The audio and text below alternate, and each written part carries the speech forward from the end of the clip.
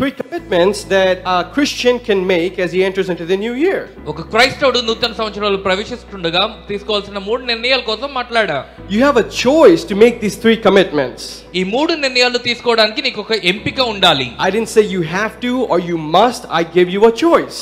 నువ్వు ఖచ్చితంగా చేయాలి, నేను బలవంతంగా చేయమని చెప్పట్లేదు, కానీ నువ్వు ఒక నిర్ణయం తీసుకోవాలి.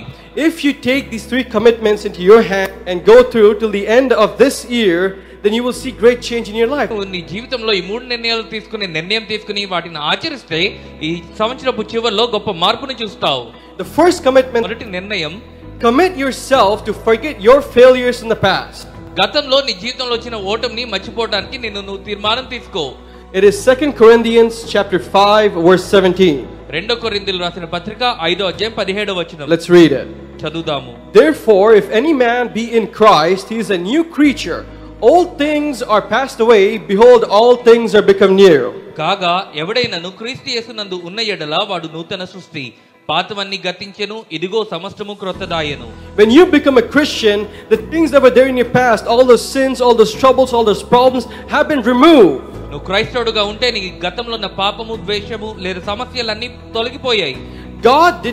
We did not become Christians to think about our failures and be branded as a failure for the rest of our life. మన జీవితంలో గత ఓటమి కోసం ఆలోచిస్తూ జీవితాంతం ఓటమిగా బ్రతకడానికి క్రైస్తవులు అవ్వలేదు. In the second commitment, it talks about having a deeper relationship with Jesus Christ. రెండో నిర్ణయం ఏంటంటే యేసుక్రీస్తు వ్యక్తిగత లోతైన సంబంధం కలిగి ఉండాలి. The Bible doesn't list 1 or 2 or 10, but it lists hundreds of ways that you can deepen your relationship with Jesus. Bible 1, 2, 10 విషయాలు చెప్పట్లేదు, కానీ దేవుడితో లోతైన సంబంధం కలిగి ఉండడానికి అనేక విషయాలు చెప్తుంది. And as I was reading through all of these lists, or all of these things that were written in the Bible through stories and through instruction, through commands and through teachings of Jesus Christ, యేసుక్రీస్తు యొక్క బోధలు, ఉపదేశాలు, ఆజ్ఞల ద్వారా ఇవన్నీ చదువుతూ ఉండగా one thing stood out to me. ఒక విషయం నా ముందు నిలబడింది. And I realized that we needed this in this kind of world which we live in. మనం నివసిస్తున్న ఈ ప్రపంచంలో ఈ విషయం కావాలని తెలుసుకున్నాం. In a world where we can commit sin in the blink of an eye. రెప్పపాటు కాలంలో పాపం చేసే కాలంలో మనం ఉన్నాం. Every kind of sin that you want to do is all in your phone. నువ్వు చేయాలనుకున్న ప్రతి పాపం నీ మొబైల్ ఫోన్ లోనే ఉంది. The world is stored in that little device that you have in your phone, in your hand. నీ చేతిలో ఉన్న ఈ చిన్న మొబైల్ ఫోన్ లో ప్రపంచం దాచబడి ఉంది. It takes great willpower and God's presence so that you can refuse and rebuke the temptation.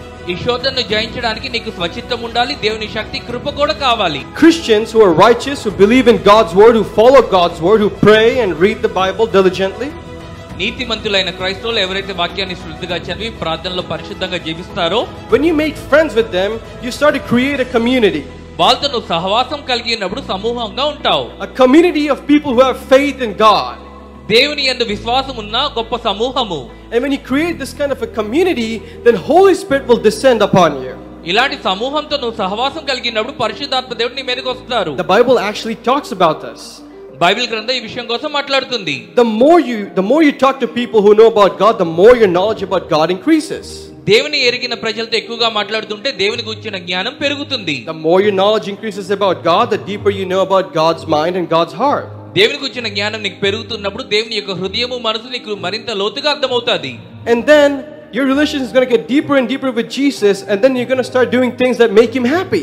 అప్పుడు యేసుక్రీస్తుతో నీకున్న సంబంధం మరింత లోతుగా అవుతది. అప్పుడు ఆయన సంతోషపరిచే కార్యాలు నువ్వు చేస్తావు. Let's move on to the third point. మూడో విషయానికి వెళ్దాం. Talk freely about your struggles to Jesus. యేసుక్రీస్తుకు స్వేచ్ఛగా నీ యొక్క పోరాటాల కోసం మాట్లాడు. Holding back when you're praying to God holds back God's blessings towards you. నువ్వు ప్రార్థన చేసినప్పుడు దేవుని దగ్గర కొన్ని విషయాలు దాయడం నీ ఆశీర్వాదాలను దాచివేస్తాది. Yes, I do understand that you cannot pray about everything in front of people. ప్రజల ముందు నీకు కలిగిన సమస్యల కోసం అన్నిటి కోసం నువ్వు ప్రార్థన చేయలేవు. Go to your closet, go to your room, kneel down and then pray to God about those things that you want to pray. గదిలోకి వెళ్ళు, తలుపు వేసుకుని మోకరించి వ్యక్తిగతంగా నువ్వు ప్రార్థన చేయాలన్న వాటిని ప్రార్థన చేయి. God loves to hear your voice. దేవుని స్వరాన్ని వినడానికి ప్రేమిస్తారు. But when you pray to God, don't just pray with a doubtful heart or a doubtful mind. అనుమానాస్పదమైన హృదయంతో ప్రార్థన చేయవద్దు. A mind that's doubting while praying to God is not going to receive anything. అనుమానం కలిగిన హృదయంతో ప్రార్థన చేసి ఏది పొందుకోలేవు. And this is where faith comes in. ఇలాంటి సమయంలోనే విశ్వాసం చోటు చేసుకుంటాది. In the Bible you have heard that faith as small as a peanut can move mountains. ఆవగించేంత విశ్వాసము గొప్ప కొండను కదిలిస్తదన్న వాక్యాన్ని మనం విని ఉన్నాం. All we need is that little faith to push mountains in our lives. మన జీవితంలో ఉన్న గొప్ప పర్వతాలను తొలగించడానికి ఆవగించేంత విశ్వాసం కావాలి. Do not doubt in God's power. దేవుని శక్తి మీద అనుమానం వద్దు. He has guided many people before you for hundreds of generations. అనేక వేల కొలది తరాలుగా ఆయన అనేక మంది తరాలను నడిపిస్తూ ఉన్నారు. This is nothing in his eyes. ఇది ఆయన కన్ని దృష్టిలో ఏమీ కాదు. Never doubt the Lord your God. He has infinite knowledge, wisdom and memory power. నీ దేవుని ఎప్పుడు అనుమానించొద్దు. ఆయన అధికమైన శక్తి, జ్ఞానము, బలము, బుద్ధి కలిగి ఉన్నారు.